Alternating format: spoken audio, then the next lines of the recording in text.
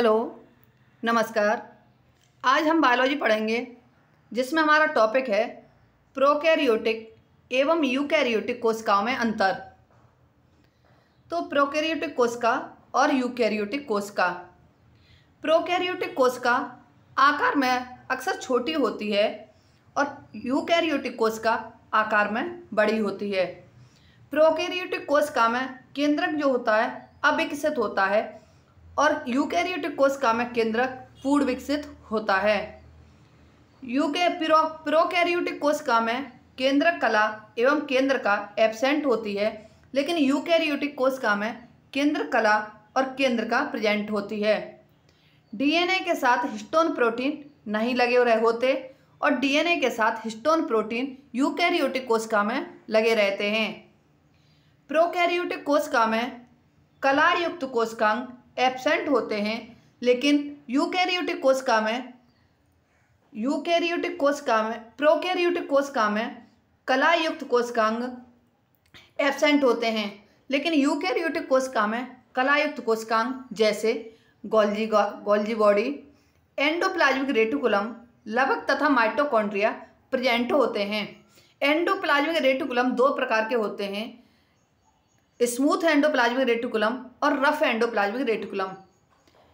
Prokaryotic कोशिका में श्वसन प्लाज्मा झिल्ली में होता है, लेकिन यूकैरियोटिक कोशिका में कोशिकीय श्वसन माइटोकॉन्ड्रिया में होता है। प्रोकैरियोटिक कोशिका में राइबोसोम जो होता है वो 17S का होता है और यूकैरियोटिक कोशिका में राइबोसोम 80S प्रकार का होता है। अब हम देखेंगे प्रमुख कोशिकांग एवं अन्य भाग, main cell organelles and other parts. तो सबसे पहले हम कोशिका झिल्ली अर्थात सेल मेम्ब्रेन देखेंगे।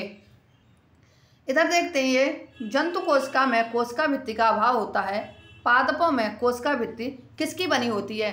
पादपों में जो कोशिका भित्ति सेलुलोज की बनी होती है। कोशिका एक पतली अर्धपारगम्य झिल्ली से घिरी होती है, जिसे कोशिका झिल्ली कहते हैं। कोशिका की आकृति निश्चित बनाए रखती है तथा बाहरी आघातों से इसकी रक्षा करती है।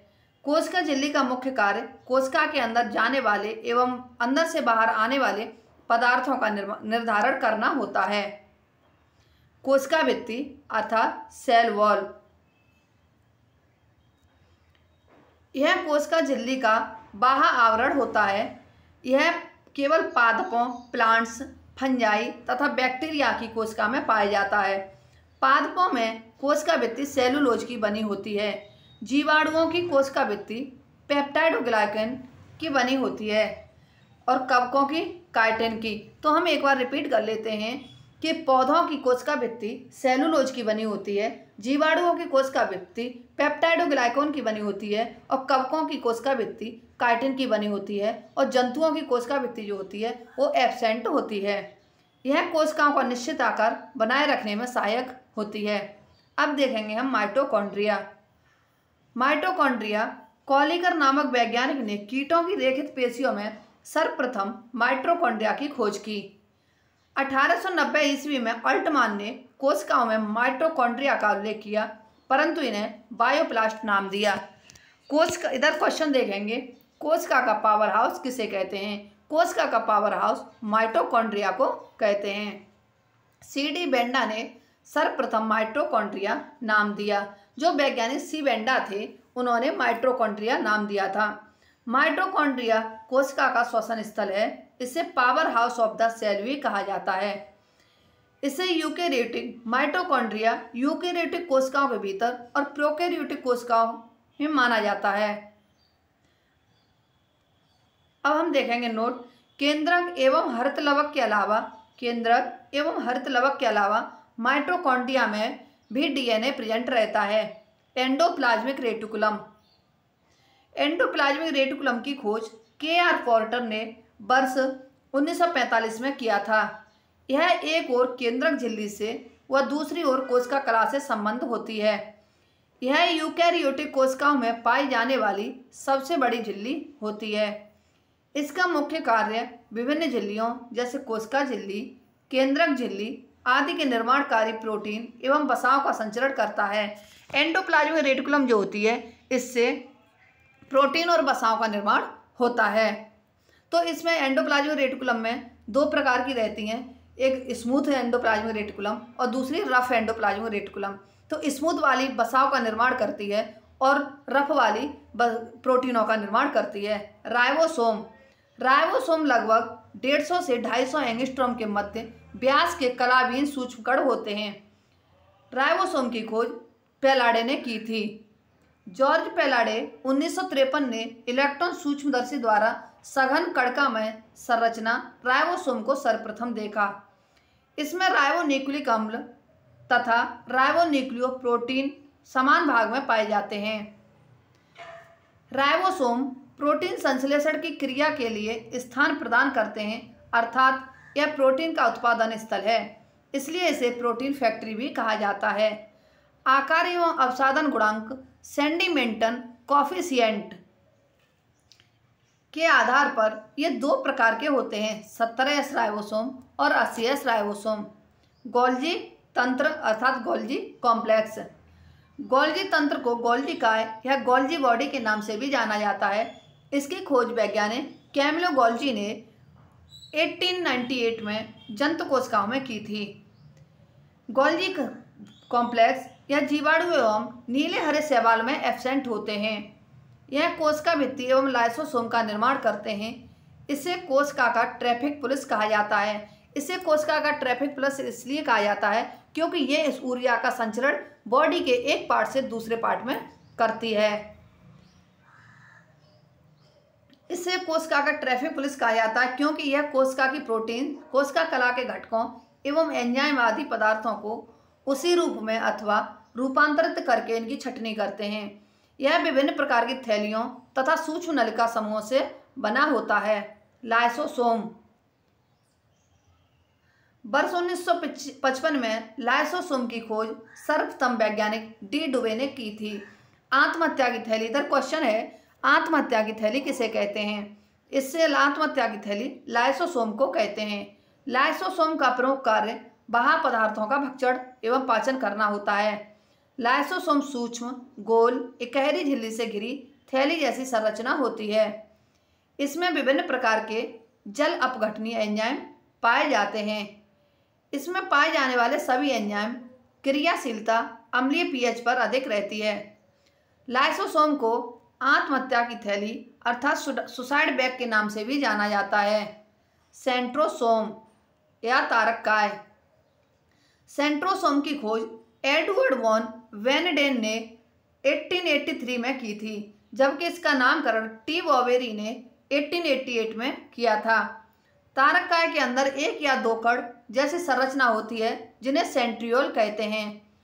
तारककाय मात्र जंतुओं की कोशिकाओं में पाया जाता है। तारककाय कोशिका विभाजन अर्थात सेल डिवीजन में भाग लेता है। लवक या प्लास्टिडस, लवक की खोज हैकल नामक वैज्ञानिक ने की। लवक पादपों में पाए जाते हैं। लवक तीन प्रकार के होते हैं, हरित लवक, वर्णी लवक और अवर्णी लवक। हरित लवक, अब हम तीनों को एक एक करके पढ़ेंगे। हरित लवक अर्थात क्लोरोप्लास्ट, हरित लवक में पर्णहरिम अर्थात क्लोरोफिल नामक हरे रंग का वर्णक पाया जाता है। वर्णक के कारण पत्तियां एवं पौधों के कुछ भाग हरे दिखाई पड़ते हैं। हरित लवक की सहायता से पेड़ पौधे प्रकाश संश्लेषण करते हैं एवं अपना भोजन बनाते हैं। हरित लवक को कोशिका की रसोई घर भी कहते हैं। अब है वर्णी लवक, क्रोमोप्लास्ट। वर्णी लवक ये रंगीन होते हैं। वर्णी लवक हरे रंग को छोड़कर अन्य कई रंगों जैसे लाल, पीले, नारंगी आदि रंग के होते हैं। यह पौधों के रंगीन भाग जैसे पुष्प, फल, वित्ती आदि, बीज आदि में पाए जाते हैं। शैवाल में फियोप्लास्ट नामक वर्णी लवक भूरे रंग, जबकि रोडोप्लास्ट नामक लाल रंग के लिए उत्तरदायी है। शैवाल जो होती है लाल, भूरे और हरे रंग की होती है। तो इसमें जो भूरे रंग की शैवाल है उसमें फियोप्लास्ट नामक लवक और लाल रंग की शैवाल में रोडोप्लास्ट नामक लवक पाया जाता है। इधर हम क्वेश्चन देखेंगे, किस वर्णक के कारण टमाटर लाल रंग का होता है? लाइकोपीन वर्णक के कारण टमाटर लाल रंग का होता है। पीला रंग ज़ैंथोफिन नामक वर्णक के कारण होता है। टमाटर का लाल रंग लाइकोपिन नामक वर्णक के कारण होता है। अवर्णी लवक अर्थात ल्यूकोप्लास्ट। अवधि लवक रंगहीन होता है। यह पौधों के उन भागों में पाया जाता है जो सूर्य के प्रकाश से वंचित रहते हैं। अवधि लवक मुख्यतः भूमिगत तनों एवं जड़ों में पाया जाता है। इनमें मंड, स्टार्च अर्थात ऑयल्स और प्रोटीन कणों जैसे भोज्य पदार्थों का संग्रह होता है। केंद्रक न्यूक्लियस, यह कोशिका का प्रमुख अंग है जो प्रबंधन अर्थात मैनेजमेंट का कार्य करता है। केंद्रक के चार भाग होते हैं: केंद्रक कला, केंद्रक द्रव्य, केंद्रका एवं क्रोमेटिन। केंद्रक के जीव द्रव्य को केंद्रक द्रव्य कहते हैं जो चारों ओर द्विपर्तीय अर्थात डबल लेयर केंद्रक कला से घिरा होता है। केंद्रक में स्थित गोल भाग केंद्रका कहलाता है। केंद्रका की खोज फोंटाना ने की। अब इसमें डिफरेंस है, केंद्रक की खोज रॉबर्ट ब्राउन ने की, लेकिन केंद्रका की खोज फोंटाना ने की थी, जबकि वॉमेन ने इसे न्यूक्लियोलस नाम दिया था। केंद्रक द्रव्य में धागेनुमा संरचना अर्थात थ्रेड लाइक स्ट्रक्चर फैली होती है जिसे क्रोमेटिन कहते हैं। क्रोमेटिन एक न्यूक्लियो प्रोटीन है जो न्यूक्लिक अम्ल एवं क्षारीय प्रोटीन के मिश्रण से बना होता है। न्यूक्लिक अम्ल पेंटोस शर्करा, फॉस्फेट एवं नाइट्रोजनी बेस से बना होता है। न्यूक्लिक अम्ल दो प्रकार के होते हैं, डीएनए और आरएनए। डीएनए डीऑक्सीराइबोन्यूक्लिक अम्ल और आरएनए राइबोन्यूक्लिक अम्ल कहलाते हैं। इसी के साथ ही हमारी आज की क्लास समाप्त होती है। हमारी अगली क्लास कल होगी। यदि हमारी ये वीडियो आपको पसंद आती है तो हमारे चैनल को लाइक, सब्सक्राइब, शेयर व कमेंट अवश्य करें। धन्यवाद।